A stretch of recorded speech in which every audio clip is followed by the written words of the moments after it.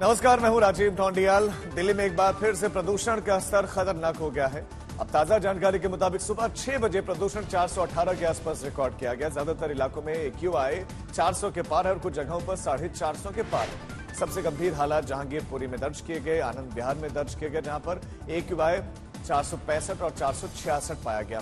दिल्ली के ज्यादातर इलाकों में 450 के पार AQI है। बीती रात से ही दिल्ली में गंभीर हालात हैं और ऐसे में अब ग्रैब 4 लागू कर दिया गया है। सुबह 6 बजे तक के आंकड़ों के मुताबिक दिल्ली के 37 केंद्रों में से 29 जगहों पर AQI 400 के पार है। खतरनाक प्रदूषण के बीच में जवान इंडिया गेट पर परेड भी कर रहे हैं।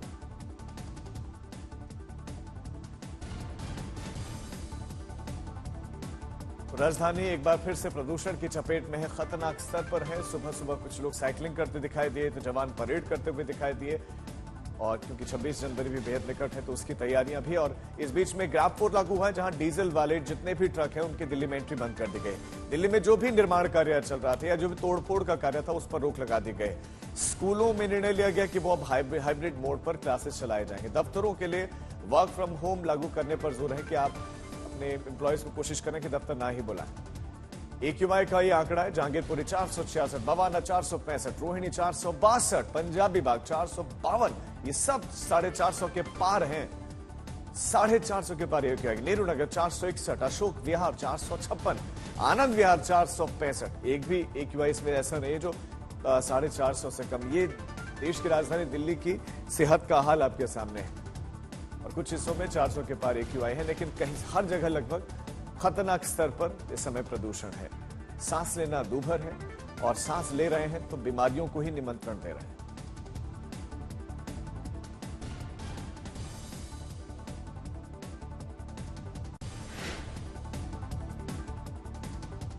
आज का दिन संसद में बहुत बड़ा होने वाला है, क्योंकि लोकसभा में एक देश एक चुनाव से जुड़ा हुआ बिल सरकार पेश करने जा रही है।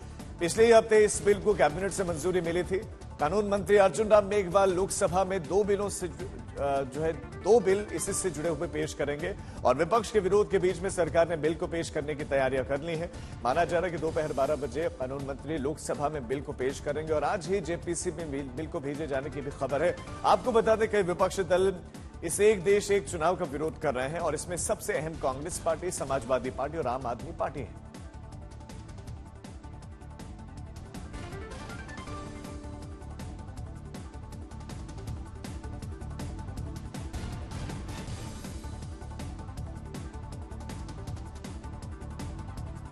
समर्थन में स्वाभाविक है बीजेपी है, विरोध में है कांग्रेस पार्टी, विरोध में कई और दल भी हैं। जब कमेटी भी बातचीत कर रहे थे पॉलिटिकल पार्टी से, उन कमेटी इन्होंने इसी से इनकार भी किया। समर्थन में JDU भी है जो कि इस समय NDA का हिस्सा है, तो विरोध में समाजवादी पार्टी है जो इंडिया ब्लॉक का पार्ट है। आम आदमी पार्टी इंडिया ब्लॉक का पार्ट है, वो भी इसके विरोध में है। तो TDP इसका समर्थन कर रहे हैं। वन नेशन इलेक्शन पर वो दल है। शिवसेना शिंदे को समर्थन करता है, तो जबकि CPM इस बिल का विरोध कर रही है। जबकि 1967 तक देश में एक देश एक ही बार में लोकसभा और विधानसभा के चुनाव होते थे। वन नेशन वन इलेक्शन इस देश के लिए एक ऐसा वरदान साबित होगा जिसमें न केवल धन की बचत होगी, अपव्यय की बचत होगी, बल्कि अगर आप देखो तो वन नेशन वन इलेक्शन के माध्यम से हमारा जो GDP है वो भी बढ़ेगा, और GDP के साथ साथ जो हमारा समय वेस्ट होता है कि हम आचार संहिता के नाते तमाम विकास कार्य नहीं कर पाते, एक चुनाव के बाद दूसरा चुनाव, दूसरे के बाद तीसरा चुनाव, एक अनिर्णय की स्थिति में सरकारें पहुंचती हैं क्योंकि उनको अगले चुनाव की तैयारी करना है। ये तमाम विसंगतियों का एकमात्र हल वन नेशन वन इलेक्शन है। एक महत्वपूर्ण विधेयक जो परिवर्तन के लिए लाना चाहते हैं, इस सरकार अपनी तानाशाही से बाज नहीं आ रही। उसे पहले सर्वदलीय बैठक बुला के इस पर चर्चा करनी चाहिए थी। और ऐसे भी आज है वन इलेक्शन वन नेशन, फिर होगा वन नेशन वन पार्टी, और फिर होगा वन नेशन वन लीडर। तो जो मंसूबे हैं उनको हम कभी पूरे नहीं होने देंगे। वन नेशन वन इलेक्शन को लेकर पूर्व राष्ट्रपति रामनाथ कोविंद की अध्यक्षता में कमेटी का गठन हुआ था। कमेटी की रिपोर्ट को केंद्र की मंजूरी पहले ही मिल चुकी है। कमेटी के प्रमुख रामनाथ कोविंद ने एजेंडा आज तक में इसकी तमाम खूबियों को बताया था। वन नेशन वन इलेक्शन पर जो भारत सरकार द्वारा कमेटी बनाई गई वो इन्हीं की अध्यक्षता में बनी और आज वन नेशन वन इलेक्शन पर हमारी संसद में बहस हो रही है। कैबिनेट ने उस प्रस्ताव को मंजूरी दे दिया, उस रिपोर्ट को मंजूर कर लिया है। जिस कमेटी का मैं जिक्र कर रहा था वन नेशन वन इलेक्शन पर, उस कमेटी की जो रिपोर्ट है वो आपने लिखी है और मोदी सरकार ने उसे तुरंत मंजूर भी कर लिया है और अब उस पर संसद में चर्चा भी करा रही है। पहला सवाल यही है कि उस रिपोर्ट में आपने ऐसा क्या लिया कि फटाफट उसको हर जगह से ग्रीन पास मिलता जा रहा है और हर जगह मंजूरी मिलती जा रही है और भारत सरकार ने उसे इतनी जल्दी मंजूर किया? उसकी प्रमुख रिकमेंडेशंस क्या है? मुझे लगता है कि वन नेशन वन इलेक्शन, पहले तो मैं ये स्पष्ट कर दूं कि ये मात्र एक कैच फ्रेज है। इसका सही अर्थ यही है कि देश में जो पहले की व्यवस्था थी, जब देश आज़ाद हुआ था, राइट फ्रॉम 1952 से लेकर के 1967 तक, उस समय देश के लोकसभा और विधानसभाओं के चुनाव एक साथ होते थे। बाद में डिसरप्शन शुरू हुआ। इसमें मैं लोकल बॉडीज और पंचायत का इसलिए नहीं जोड़ रहा हूँ क्योंकि ये प्रोविजन ही जो है वो बाद में राजीव गांधी सरकार द्वारा लाया गया था।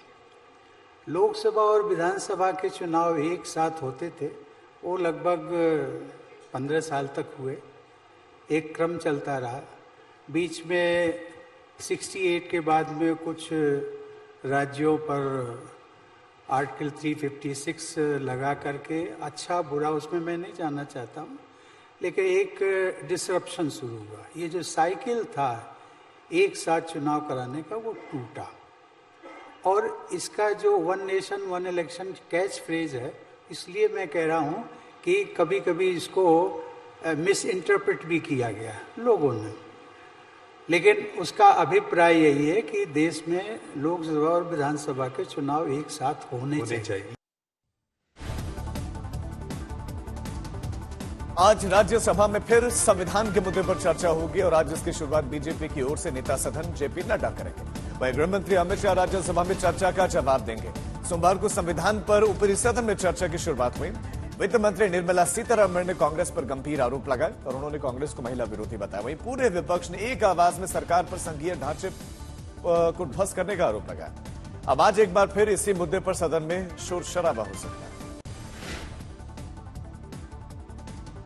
आज प्रधानमंत्री नरेंद्र मोदी फिर से राजस्थान के दौरे पर जा रहे हैं। भजन लाल सरकार के 1 साल पूरा होने के मौके पर जयपुर में आयोजित कार्यक्रम का वो हिस्सा बनेंगे और आज वो राजस्थान को लगभग 46,000 करोड़ की परियोजनाओं की सौगात भी देंगे। प्रधानमंत्री मोदी कुछ परियोजनाओं का शिलान्यास करेंगे तो कुछ की नींव रखेंगे। आज ही पीएम राजस्थान की 2 सबसे बड़ी नहर परियोजनाओं की नींव भी रखने वाले हैं। प्रधानमंत्री राजस्थान के 8 जिलों से गुजरने वाली राज्य की सबसे बड़ी नहर परियोजना पीकेसी ईआरसीपी की आधारशिला रखेंगे। इसे जयपुर के आसपास के 21 जिलों को फायदा होगा और इस मौके पर मध्य प्रदेश के सीएम मोहन यादव भी मौजूद रहेंगे। इस नहर परियोजना के बाद आजादी के बाद से राजस्थान और मध्य प्रदेश के बीच चल रहे जल विवाद का खात्मा भी हो जाएगा।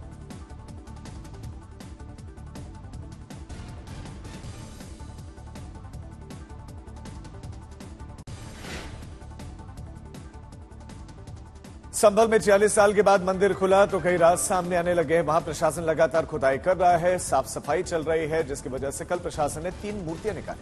अब मंदिर के आसपास के मकानों की पैमाइश चल रही है ताकि यह पता चल सके कि किस किस ने मंदिर की जमीन पर अवैध अतिक्रमण किया।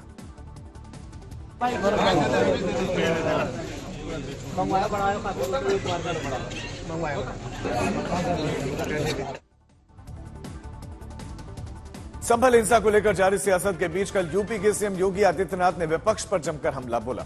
विधानसभा सत्र के पहले दिन उन्होंने विपक्षी रवैये को लेकर ताबड़तोड़ सवाल दागे। नेता विरोधी दल से पूछना चाहता हूं कि अगर हमारा कोई पर्व और त्योहार है या किसी का भी है, मुहर्रम का जुलूस हो या फिर कोई भी अन्य मुस्लिम समाज का कोई पर्व और त्योहार का कोई जुलूस, वो हिंदू मोहल्ले से सुरक्षित निकल जाता है, कोई दिक्कत नहीं होती। मंदिर के सामने से भी निकल जाता है, कोई समस्या नहीं होती। लेकिन इस समस्या केवल वहीं पे क्यों खड़ी होती है जब कोई हिंदू शोभा यात्रा किसी मस्जिद के सामने से, किसी मुस्लिम बाहुल्य क्षेत्र से निकलती है, तब क्यों तनाव पैदा हो जाता है? तभी क्यों झंडा लगाने में क्या समस्या आ रही है? क्या भारत की धरती पे केसरिया झंडा नहीं लग सकता?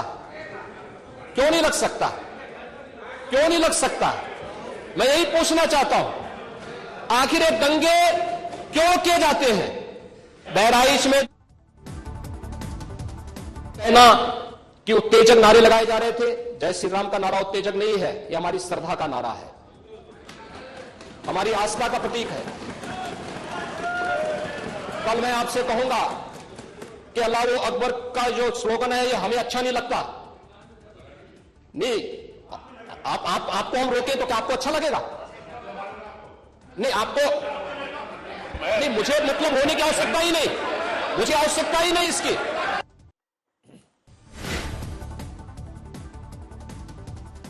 अब खबर दिल्ली की राजनीति की। कल दिल्ली के पूर्व सीएम अरविंद केजरीवाल के घर के बाहर बीजेपी ने प्रदर्शन किया और बीजेपी महिला मोर्चा के कई नेता इस प्रदर्शन में शामिल हुए। सांसद बांसुरी स्वराज, कमलजीत सहरावत भी मौजूद थे। कल अरविंद केजरीवाल ने महिला अदालत में दरअसल आपको बता दें कि अर्जी लगाई और उसी के विरोध में बीजेपी सांसद सड़कों पर उतर गए। आरोप लगाया कि केजरीवाल अपने घर में महिला सांसद की पिटाई करवाई और महिला सुरक्षा के नाम पर आप सिर्फ छलावा करते हैं। बीती रात दिल्ली के जामिया मिलिया इस्लामिया कैंपस में 5 साल पहले हुए हिंसा को लेकर छात्रों ने विरोध किया और इस दौरान प्रदर्शनकारी छात्रों ने वाइस चांसलर और आरएसएस के खिलाफ नारेबाजी की।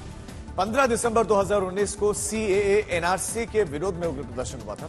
उसी को लेकर छात्रों ने बीती रात नारेबाजी की, मार्च निकाला। दिल्ली के आदर्श नगर इलाके का एक सीसीटीवी वीडियो सामने आया और इस हादसे में एक कार सड़क किनारे खड़े 4 लोगों को टक्कर मारती दिख रही है। इस हादसे में एक छोटा बच्चा भी कार की चपेट में आ गया, जो गंभीर रूप से घायल है। कार की टक्कर बेहद जोरदार थी।